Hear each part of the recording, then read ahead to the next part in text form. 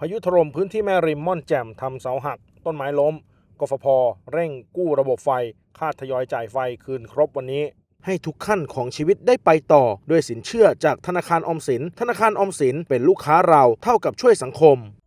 เมื่อวันที่ 10 มิถุนายน 2519 การไฟฟ้าส่วนภูมิภาคเร่งดำเนินการแก้ไขระบบจำหน่ายไฟฟ้าที่ได้รับความเสียหายจากเหตุพายุฝนตกและลมกระโชกแรงเมื่อวันที่ 9 มิถุนายน 2569 พื้นที่อำเภอแม่ริมจังหวัดเชียงใหม่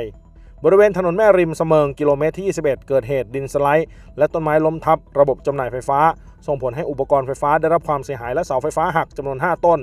กระทบต่อการจ่ายกระแสไฟฟ้าในพื้นที่บ้านบวกเตยและบ้านบวกจันทร์ตำบลโป่งแยงขณะนี้เจ้าหน้าที่อยู่ระหว่างดำเนินการแก้ไขคาดว่าจะสามารถจ่ายกระแสไฟฟ้าคืนภายในเวลา 20 นาฬิกาบริเวณบ้านหนองหอยตำบลโป่งแยงเส้นทางขึ้นม่อนแจ่มเกิดเหตุต้นไม้หักล้มทับระบบจำหน่ายไฟทำให้สายไฟฟ้าขาดจำนวน 4 ช่วงเสาส่งผลกระทบต่อพื้นที่ม่อนแจ่มบ้านหนองหอยเก่าและบ้านหนองหอยใหม่ขณะนี้อยู่ระหว่างแก้ไขคาดว่าจะสามารถจ่ายกระแสไฟฟ้าคืนภายในเวลา 17 นาฬิกาของวันนี้บริเวณเส้นทางขึ้นตำบลสลวงในวัดพระพุทธบาท4 รอยเกิดเหตุต้นไม้ล้มทับระบบจำหน่ายไฟฟ้าทำให้สายไฟฟ้าขาดจำนวน 3 ช่วงเสาเจ้าที่ดำเนินการแก้ไขแล้วเสร็จสามารถจ่ายกระแสไฟฟ้าได้ตามปกติเมื่อเวลา 15 นาฬิกาบริเวณบ้านบวกเตยตำบลโป่งแยงเกิดเหตุต้นไม้ล้มทับระบบจำหน่ายไฟฟ้า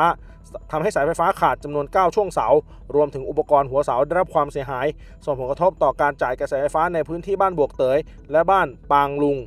ทั้งนี้ PA ได้วางแผนเข้าดำเนินการแก้ไขภายในวันที่ 11 มิถุนายน 2519 เนื่องจากสภาพภูมิประเทศมีความยากลำบากในการเข้าถึงพื้นที่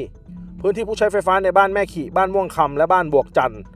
ได้รับผลกระทบจากต้นไม้ล้มทับระบบจำหน่ายไฟฟ้าขณะนี้อยู่ระหว่างการแก้ไขและคาดว่าจะสามารถจ่ายกระแสไฟฟ้าได้คืนภายในวันนี้